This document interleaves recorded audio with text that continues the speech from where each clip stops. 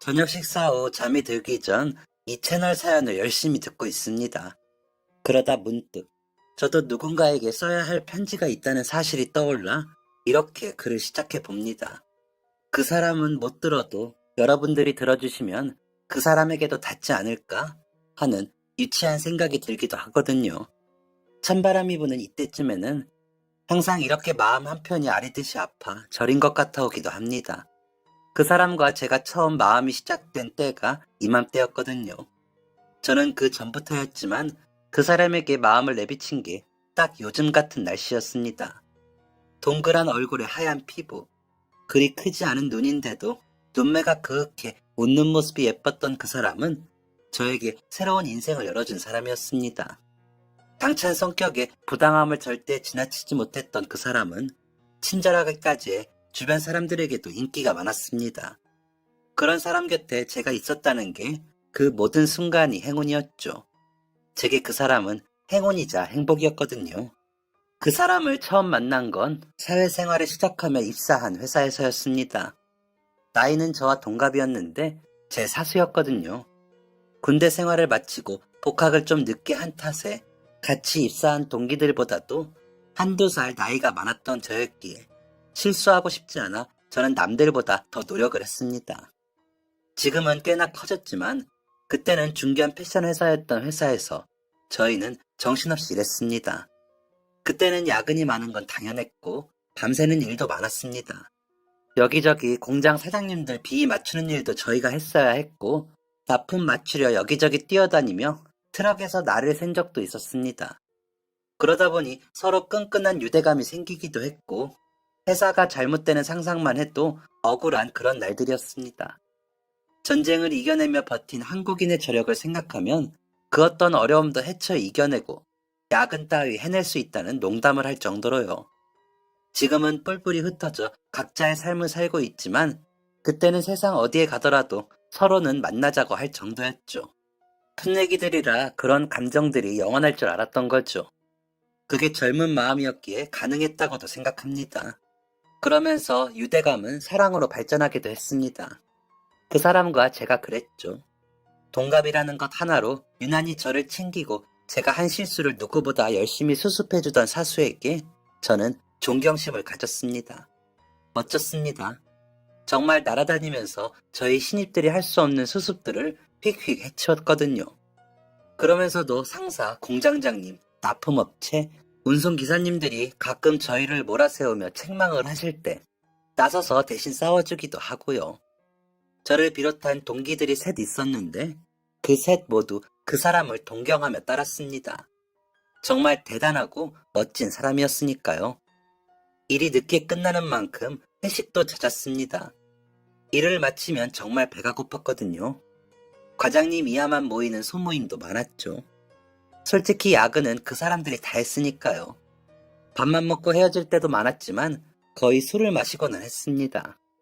지금 생각해보면 그 시간에 들어가 잠을 자야 했는데 회식조차도 열정적으로 했습니다. 그래도 좋았습니다. 그 사람과 더 오래 있을 수 있었으니까요. 언제부터인지 모르게 저는 그 사람을 동경하다 못해 남몰래 좋아하고 있었습니다.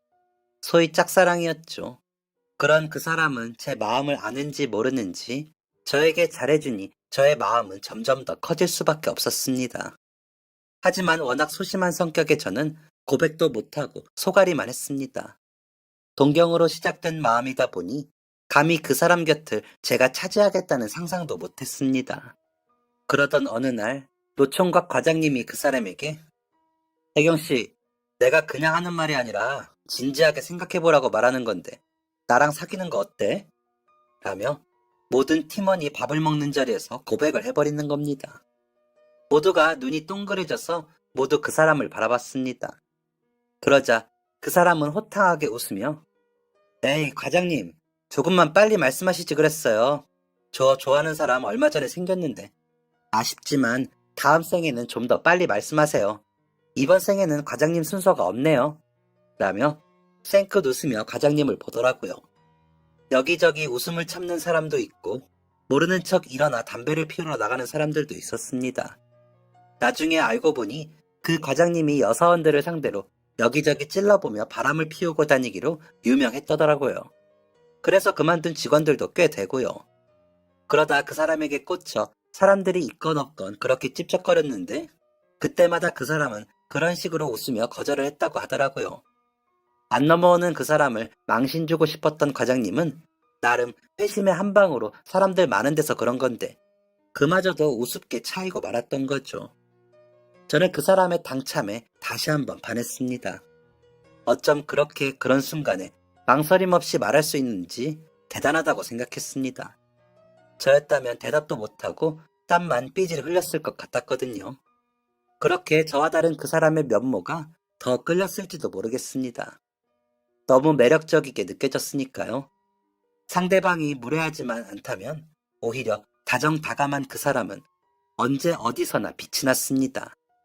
보고 있는 것만으로도 기운이 났고 그 사람에게 잘 보이고 싶어 뭐든지 더 잘하고 싶어졌습니다. 그래서 전보다 더 열심히 일을 했고요. 정말 최선을 다했습니다. 그러다 보니 유일하게 쉬는 일요일에는 기절하듯 잤습니다. 어머니는 그런 저를 안쓰러워하셨습니다. 제가 장손이다 보니 금이야 오기야 길러주셨거든요. 할머니께서 살아계실 때는 두 분이서 저를 넘어지기라도 하면 큰일 나는 것처럼 키우셨기에 저는 학교 다니면서 축구 한 번을 마음 편히 해보지 못하고 컸습니다. 그러다 보니 그다지 잘하지도 못하는 공부를 하거나 그림을 그리면서 지냈고 패션에 관심을 갖게 되면서 남몰래 패션 업계에 취직하고 싶다는 생각만 했습니다. 하지만 집에서는 경영학과나 법학과에 가길 원하셨기에 저는 서울 중위권의 대학의 경영학과에 진학했습니다. 저의 바람과는 전혀 상관이 없던 진학이었기에 흥미를 갖지 못했고 몰래 아르바이트를 하며 디자인 학원에 다니며 취미로 알기만 해보자 했었죠. 그러다 군대에 갔는데 선임 한 분이 그림 그리는 저를 보시더니 야, 너는 이렇게 잘 그리면서 왜 미대를 안 갔어? 하시는 겁니다.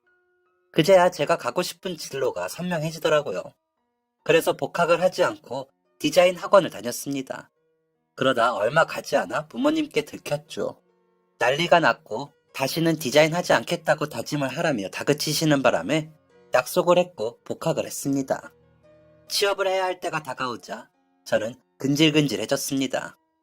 부모님께는 취업 준비한다고 하고 다 패션 회사에만 지원했습니다. 패션 회사라고 해서 다 디자이너만 있는 것은 아니니까요. 그냥 소심한 반항으로 패션 회사에라도 다니고 싶었거든요.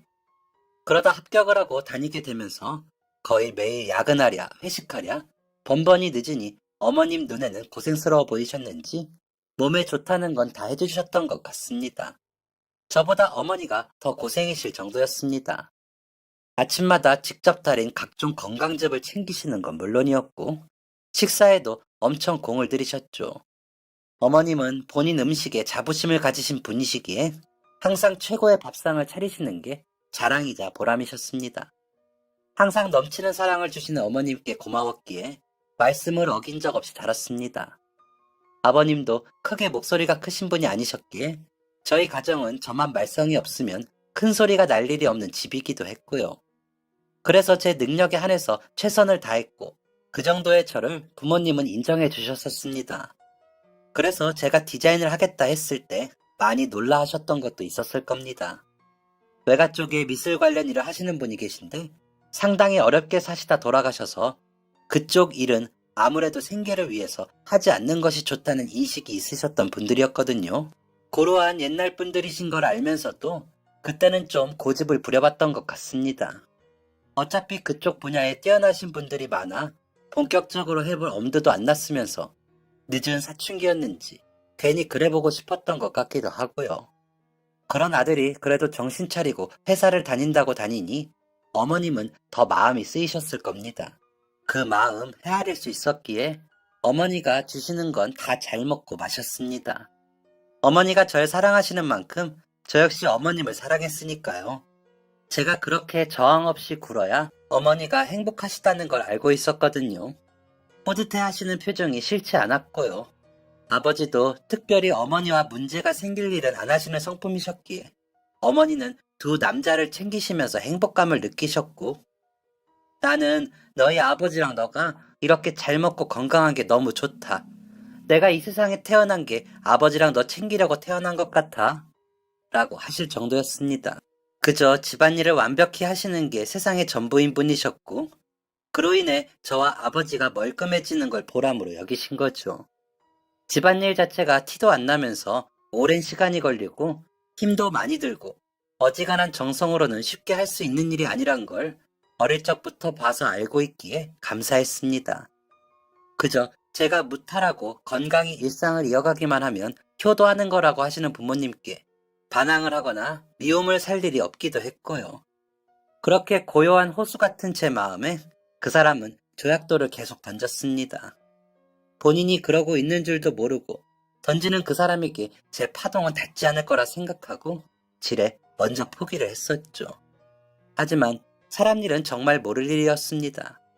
어느 날처럼 가벼운 회식을 마치고 각자 흩어지려는데 그 사람이 성호씨, 미안한데 나 좀 도와줄래? 라며 따로 부르더라고요. 그 순간에 어찌나 떨리던지 얼굴이 붉어지는 게 느껴졌습니다. 술을 마신 게 얼마나 다행이라고 생각했는지 모릅니다. 네, 선배, 뭘 도와드릴까요? 라며 물으니 내가 저녁을 먹은 게 체했는지 속이 너무 안 좋아서 그런데 이 시간에 약국문은 닫았을 테고 어디 가서 탄산 음료라도 좀 사다 줄래? 이대로 택시 타면 큰일 날 것 같아서 라는데 정말 안색이 너무 좋지 않더라고요. 그래서 얼른 가방을 뒤졌습니다. 다행히 어머니가 챙겨주신 상비약이 있더군요. 선배, 제가 물을 좀 사올게요. 이 약 드시면 될 것 같아요. 소화제예요. 라며 내밀었습니다. 약을 받아들던 그 사람은 어쩐지 성훈 씨한테 부탁하고 싶더라. 물은 됐어. 그냥 삼켜볼게. 라며 웃더라고요. 어휴, 무슨 약을 물도 없이 마셔요. 제가 얼른 가서 사올게요. 기다리세요. 라고 답을 하고는 근처 슈퍼에 가 물을 사서 건넸습니다. 얼른 약을 먹더라고요. 그런 그 사람 곁에 앉아 어머니가 제게 해주셨던 것처럼 손을 주물러주고 등을 쳐주었습니다. 시간이 얼마나 흘렀는지 모르겠지만 그 사람과 그렇게 있을 수 있었던 그 시간이 솜사탕 같다는 생각을 했습니다. 쌀쌀한 날씨였지만 봄처럼 몽글거렸죠. 그 사람의 아파하는 모습이긴 했지만 곁에서 그렇게 그 사람을 오로지 혼자 보고 있을 수 있어 좋았습니다. 그저 그것만으로 저는 좋았습니다. 그러는 동안 그 사람은 약을 먹고 좀 괜찮아졌는지 성우 씨 고마워. 덕분에 많이 좋아졌어. 라더니 웃더군요. 그런 그 사람의 얼굴을 보고 무슨 생각이었는지 좀 걸으실래요? 라고 물었습니다. 그 사람은 늦었는데 괜찮겠어? 나는 집이 멀지 않아서 걸어갈까 했거든. 그러면 소화가 좀 될 것 같아서 라더군요. 그래서 그럼 가시는 데까지 같이 걸어요. 저도 좀 걷고 싶네요. 라고 답하고는 일어나 그 사람과 걷기 시작했습니다. 처음엔 둘밖에 없는 게 어색해서 별 말도 없이 걷고 있었는데 그 사람이 성우씨, 부모님한테 예쁨 많이 받고 컸지? 딱 티가 나. 나 같은 쌈딱이랑은 다르게 우아하다고 해야 할까? 라며 말문을 열더라고요. 부모님이 워낙 성품이 온화하세요. 그래서 재미없죠. 저도 알아요. 라고 답하고 웃었더니 아니 그런 뜻이 아니고 항상 생각했었어. 성훈 씨는 귀티가 난다고. 오해하지 마. 라며 허둥거리는 그 사람에게 알아요. 선배도 매력 있어요. 당차고 씩씩하고 정의롭고 유연하고 지혜롭고 순발력 있고 자상하고 정도 많고 라고 말하는 저를 그 사람이 빤히 보는 게 느껴졌습니다.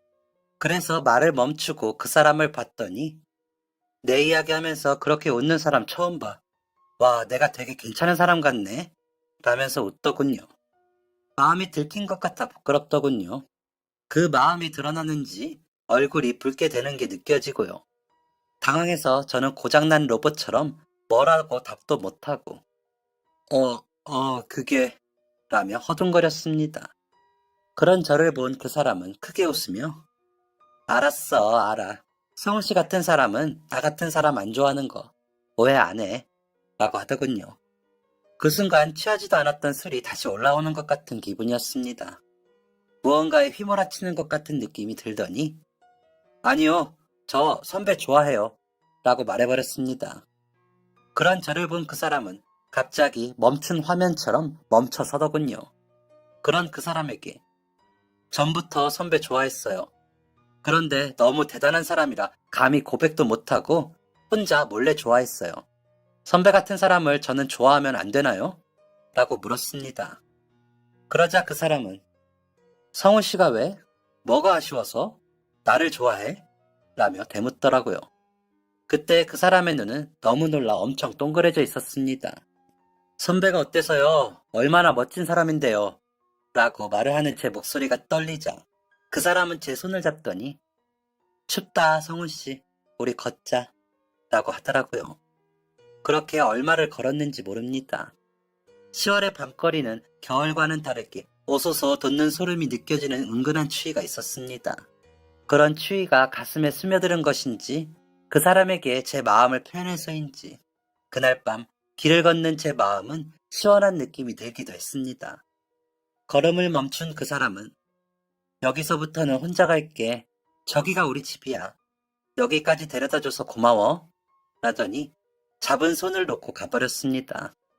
대문으로 들어서는 그 사람을 뒤에서 바라보며 저는 괜한 소리를 했나 싶었지만 못할 거라고 생각했던 말을 해서인지 후회가 되진 않았습니다. 집으로 돌아가기 위해 탄 택시 안에서는 웃음이 났습니다. 나중 일이야 어찌됐건 제 마음을 표현해 보기라도 한 게 어디냐는 생각이 컸거든요. 다음날 출근을 해서는 아무 일이 없다는 듯이 일했습니다. 그 사람도 전과 달라진 것 없이 일을 했고요. 괜히 표를 냈다가 못나 보일 것 같아 더 일을 잘하려고 애를 쓸 뿐 티내지 않았습니다. 그 사람에게 못하는 모습을 보이고 싶지 않은 마음이 더 커지기도 했고 그 사람을 불편하게 만들고 싶지 않기도 했거든요. 그렇게 그 사람과의 그 일은 그저 그렇게 잊혔습니다. 일은 계속 많았고 그만큼 회식도 여러 번 했고 피곤해 절어 쓰러진 일요일도 여러 번 지났으니까요. 저만 기분 좋은 추억으로 남는 줄 알았습니다. 회사에서는 연말 연시를 맞아 크리스마스 파티 겸 종무식을 한다며 다들 드레스 코드에 맞춰 입고 출근을 하라는 공지가 내려왔습니다. 회사에서 정한 레드와 블랙으로 옷을 입고 모인 직원들은 지친 기색보다 들뜸이 더 엿보였습니다. 패션 회사 직원들답게 다들 멋을 내니 좀 더 멋져 보이더라고요. 특히나 그 사람은 평소에도 돋보이던 패션 센스가 더 돋보이더군요. 까만색 앙고라 니트에 검은 트위드 스커트를 입고 붉은 재킷을 입은 모습은 튀지는 않아도 센스가 좋아 보였습니다. 화장에도 신경을 썼는지 조금은 짙어 보이긴 했지만 과하지 않았고 예뻐 보이더라고요. 그 사람을 보고 있었지만 보지 않는 척하려고 애를 썼습니다. 괜히 불편하게 만들까 걱정이 됐거든요. 종무식을 마치고 파티를 위해 장소를 이동할 때도 모두 즐거운 모습이었습니다. 저도 약간은 들떠 동기들과 더 많이 웃었습니다. 그 사람도 즐거운지 더 많이 웃더군요. 그렇게 그날도 조금은 즐거운 하루가 지나고 있었습니다. 파티가 끝나고 나면 다음 날은 크리스마스였기에 조금은 더 흥에 취해 술을 마셨던 것 같습니다. 회사에서는 더 큰 마음을 먹었는지 샴페인과 와인을 대량 풀어 영화에서나 보던 파티를 하는 듯한 기분이 들기도 했고요. 파티 장소를 빠져나와 각 부서별로 회식을 가자며 뭉치기 시작하더군요. 다들 이대로 헤어지긴 아쉬웠는지 회식에 합류하는 인원이 대다수였습니다. 저희 부서도 자주 가던 식당에 전화를 하고 이동을 했습니다. 몇몇이 데이트가 있다며 빠지긴 했지만 거의 식당에 모이더라고요. 저와 동기인 한 친구는 이렇게 차려입고 크리스마스 이브에도 회사 사람들하고 함께 해야 하는구나. 형, 우리 여자친구는 사귈 수 있을까? 라며 울상을 짓더군요. 식당 이모님은 아이고 오늘 같은 날 회식이 뭐야. 인물값들도 못해. 라며 술을 내려놓으셨고요. 하지만 이미 마신 샴페인과 와인에 취기덕인지 우리는 더 흥이 났고 실컷 더 먹고 마시고 노래방까지 갔다가 3차를 외치는 인원들을 택시 태워 보내며 회식을 마무리 지었습니다. 그러고 나니 그 사람과 제가 남았더군요. 서로를 확인하고 어색해하고 있는데 성훈씨 오늘도 같이 걸을까? 하더군요. 그 사람의 그 말을 기다리기라도 한 것처럼 저는 그 사람 쪽으로 걸었습니다. 묵묵히 걷고 있는데 그 사람이 저기 성훈씨 사실 내가 고등학교 때 큰 수술을 했었어. 위암이었는데 자꾸 코피 나고 쓰러져서 큰 병원 갔다가 발견했거든. 다행히 1기에서 2기로 넘어가는 중이어서 수술하고 항암 치료받고 완치 판정까지 받았지. 우리 아빠가 위암으로 나 중학교 때 돌아가셨거든. 엄마는 아플 때 도망갔고, 우리 할머니가 아빠 그렇게 보내고 내 병수발까지 하느라 엄청 고생하셨어. 그래서 내가 그거 갚는 중이야. 라며 웃더군요. 아무 대답도 못하고 있는 제게 그 사람은 계속 이야기를 했습니다. 병 치료하느라 고등학교는 자퇴했다가 검정고시 보고 겨우 제 나이에 대학 갔어. 그때는 완치 판정 못 받아서 술도 못 먹고 미팅도 못 하고 그랬다. 나 지방 국립대 나온 거 알지? 그것도 겨우 갔어. 그런데도 할머니 때문에 살려고 노력을 하다가 서울에 회사 취업해 할머니한테 월급 갖다 주는 재미로 살아. 연애도 못 해봤어. 다시 아프면 안 된다는 생각에 연애는커녕 친구들도 안 만났거든. 졸업 앞두고 완치 판정 받고 회사 들어와서야 겨우 술도 마셔봤고, 그렇게 악바리처럼 아등바등 하는 것도 다 아프면서 깨달은 게 있어서 그래. 아파서 누워있던 시간만큼 더 열심히 살고 싶었거든. 시간은 다시 돌아오지 않으니까 매 순간 다 열심히 하고 싶었어. 라고 말하고는 제 손을 잡더군요. 그러면서 그래서 말인데 성호 씨 마음이 그때 같다면 나 성호 씨랑 연애를 하는 걸 좀 해보고 싶은데 괜찮겠어? 라고 묻는데 심장이 멈추는 것 같았습니다. 그런 그 사람의 마음이 변할까 싶어 얼른 산타 할아버지가 제게 선물을 주시나 봐요. 진심이죠? 라고 물으며 그 사람을 와락 안아버렸습니다. 그날부터 그 사람과 저는 연인이 되었습니다. 회사 사람들에게는 들키지 않으려 노력했습니다. 아무래도 일하는데 지장이 있을 것 같기도 했고 구설수에 오르내릴 수 있으니까요. 그러다 보니 항상 회식 후 걸으며 데이트를 하게 되더군요. 물론 일요일에도 만나 극장도 가고 야구장도 가고 놀이동산도 가고 뮤지컬도 보고 맛있는 식당도 가긴 했지만요. 헤어지기 싫어 그 사람의 집 앞을 몇 번이고 오고 가고 회식할 때도 일부러 빨리 파하길 바라고 그랬습니다.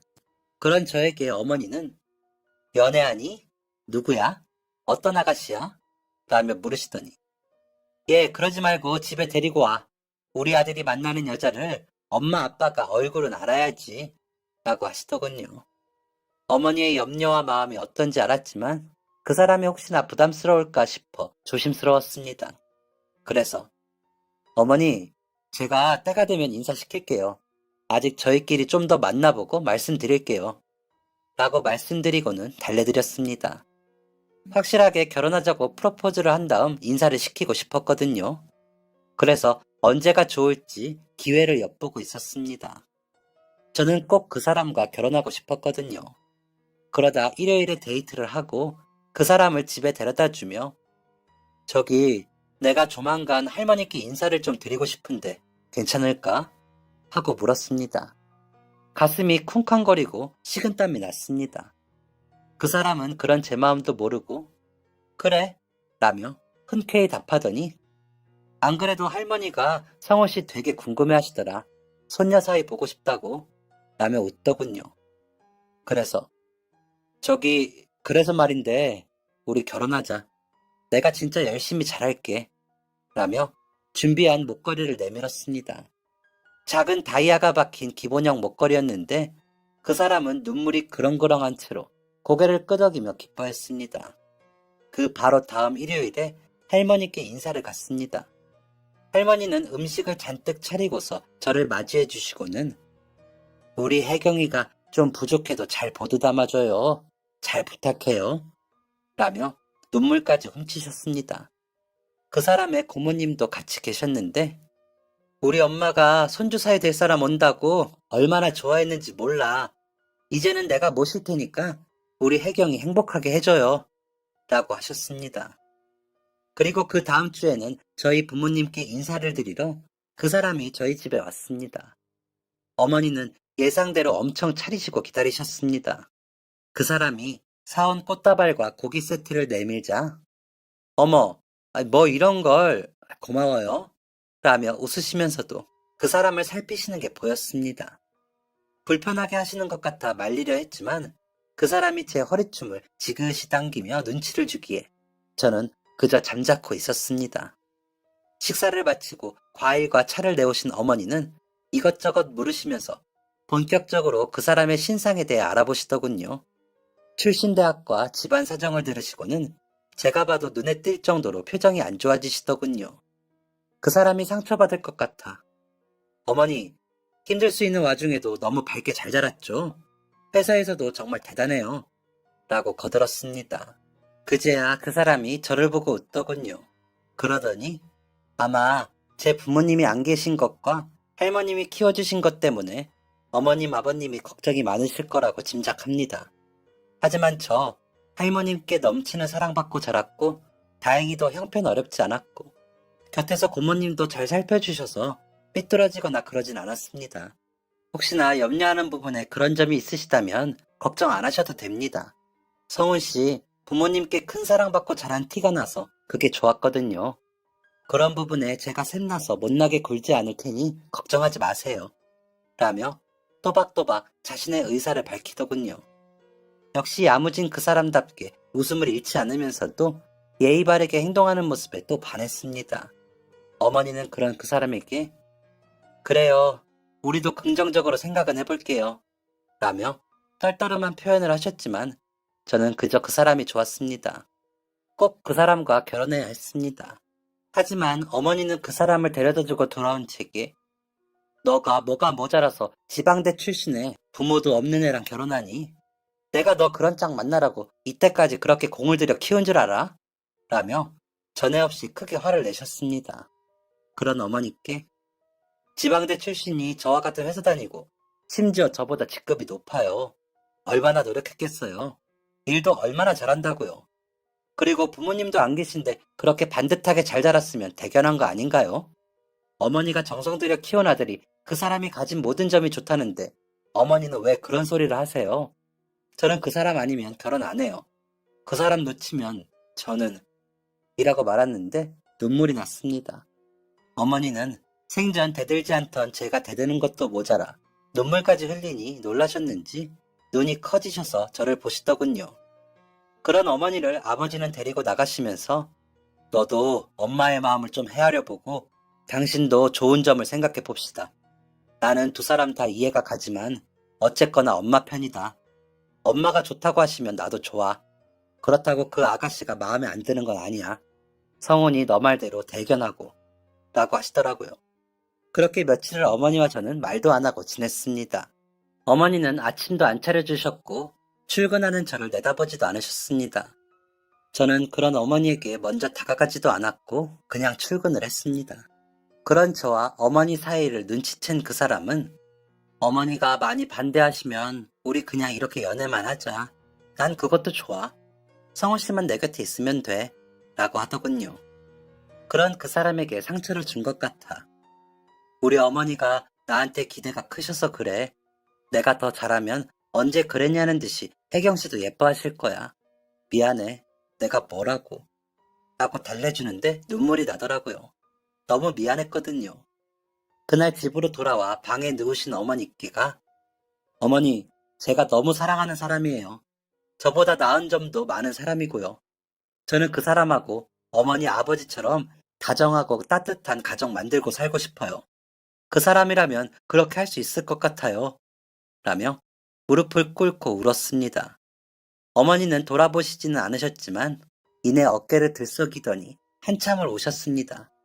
그러시더니 이번 주말에 다시 오라고 해. 저번에 사온 고기 재놨어. 같이 먹자고 해. 저번엔 미안했다고 하고 라고 하시더군요. 저는 얼른 누워 계신 어머니를 끌어안으며 감사하다고 몇 번을 했는지 모릅니다. 어머니는 끝까지 돌아보지 않으시면서 우셨고요. 그렇게 다시 저희 집에 인사 온 그 사람에게 어머니는 다정하게 대해주셨습니다. 그러시면서 할머님께 상견례가 언제가 좋으신지 식 날짜는 언제가 좋으신지 여쭤봐요 라고 하시더라고요. 그렇게 결정이 나고 상견례를 하고 나니 식장 정하고 날짜가 정해지고 청첩장을 찍어 여기저기 돌리느라 더 정신없이 바빠졌습니다. 회사 사람들은 배신감까지 느껴진다는 사람. 정말 저희가 연애할 거라고 상상도 못했다는 사람들이 호들갑을 떨며 축하해줬습니다. 최대한 바쁘지 않은 시기에 식을 올리기 위해 한여름 휴가철에 식을 올리기로 했습니다. 그래야 신혼여행도 다녀올 것 같았거든요. 휴양지로 가서 빈둥거리며 놀고 오고 싶었거든요. 신혼집은 저희 집과 처갓집 중간인 회사 근처로 정해졌습니다. 작은 빌라 전세였지만 둘만의 공간이 생기고 그곳을 꾸미느라 둘이 여기저기 알아보면서 얼마나 즐거웠는지 모릅니다. 빈 벽에 그 사람과 저의 캐리커처를 그려넣으며 깔깔 웃던 그때가 얼마나 행복했는지 모릅니다. 정말 우리 둘만의 보금자리가 된 것 같았거든요. 결혼식에서 그 사람은 정말 예뻤습니다. 그렇게 아름다운 사람과 결혼할 수 있어 너무 행복했습니다. 아내를 위해 열심히 노력하겠다고 결심을 하고 또 했습니다. 신혼여행을 다녀오고 얼마 후 아내는 입맛이 없다고 하다가 헛구역질을 하더군요. 혹시나 몸이 안 좋나 걱정을 했는데 아내는 저에게 큰 선물을 내밀더군요. 임신이었습니다. 제가 아빠가 된다고 생각하니 그 기쁨이 이루 말할 수 없었습니다. 고마워 자기야. 내가 아기랑 당신한테 진짜 잘할게. 라며 아내를 안고 덩실거렸습니다. 아내도 나 진짜 잘할 수 있을까? 너무 긴장돼. 라며 웃었습니다. 더 예뻐 보이는 아내에게 필요한 게 있다면 다 해줬습니다. 아내 닮은 딸이면 더 좋겠다고 바랐습니다. 행복한 말들이 이어졌지만 아내는 힘들어했습니다. 입덧이 심했거든요. 먹고 싶다고 해 사다 주거나 양가 어른들께 부탁해 가져다 주면 얼마 먹지도 못하고 다 개워내면서 괴로워했습니다. 병원에 가 증상을 이야기했더니 그런 산모들이 있다며 넘기셨지만 살이 너무 빠지고 잘 때도 너무 쓰러지듯 잠이 드는 게 걱정이 돼 큰 병원에 가서 검사를 받아보기로 했습니다. 아무래도 아내가 암 치료를 받은 이력이 있기에 더 걱정이 됐거든요. 아내도 혹시나 싶어 많이 불안해했습니다. 검진 결과 아내의 위와 그 주변에 종양이 보인다고 하시는 의사 선생님의 말씀이 정확히 들리지 않더군요. 아내는 눈물을 흘렸고 저는 어떻게 하면 될까요? 라며 물으면서도 무슨 말을 하고 있는지 모르겠더라고요. 그런 저희에게 의사 선생님께서는 검사를 좀 더 해봐야 알겠지만 일단 모양이 좋지 않아요. 크기도 크고. 치료하려면 임신은 중지하셔야 하고요. 라는 의사 선생님의 말이 끝나기도 전에 아내는 나을래요. 라고 하더군요. 저는 정신이 없는 와중에도 무슨 소리야. 당신 치료부터 받아야지. 아기는 나중에. 라고 했습니다. 그런 제 손을 꼭 잡은 아내는 아니야. 아이 낳을래. 선생님, 저 아이 낳고 치료받아도 되죠? 라며 묻더라고요. 의사 선생님은 곤란해하시며 환자분 마음은 이해가 가지만 보시는 대로 위치랑 크기가 너무 좋지 않아요. 치료를 먼저 받으시는 게. 그리고 전처럼 초기가 아니라 라며 말끝을 흐리시더군요. 아내는 일단 생각을 더 해보고 올게요. 라더니 그대로 일어나 진료실을 나가버렸습니다. 저는 그런 아내를 설득하기 위해 애를 썼습니다. 하지만 아내는 회사를 사표를 내고는 아이를 낳고 수술을 하겠다며 고집을 부렸습니다. 저는 아이도 소중했지만 아내가 더 소중했기에 아내에게 아이 없이 우리 둘이 살아도 된다며 설득했지만 듣지 않더군요. 셋 다 살 수 있는데 왜 우리 아기를 포기해? 난 절대 그렇게 안 해. 아니 못해. 이렇게 내 뱃속에서 아이가 움직이는 걸 느끼는데 어떻게 그래? 라며 버티더군요. 할 수 없이 고모님과 할머님께 도움을 청했지만 아내는 완강했습니다. 사실을 아신 부모님도 아내를 설득하셨지만 아내는 흔들리지 않더군요. 그러는 사이 아내는 점점 마르고 고통스러워했습니다. 아이는 그런 것도 모르고 자라고 있는지 배는 점점 더 불러올랐죠. 저는 그런 아내에게 해줄 수 있는 것이 없어 마음만 졸였습니다. 아이를 낳고 휴직을 하고 아이를 돌보며 아내 병간호를 하기 위해 회사도 쉬지 못하는데 아내 혼자 고통스러워할 것을 생각하니 회사에서도 일이 손에 잡히지 않았습니다.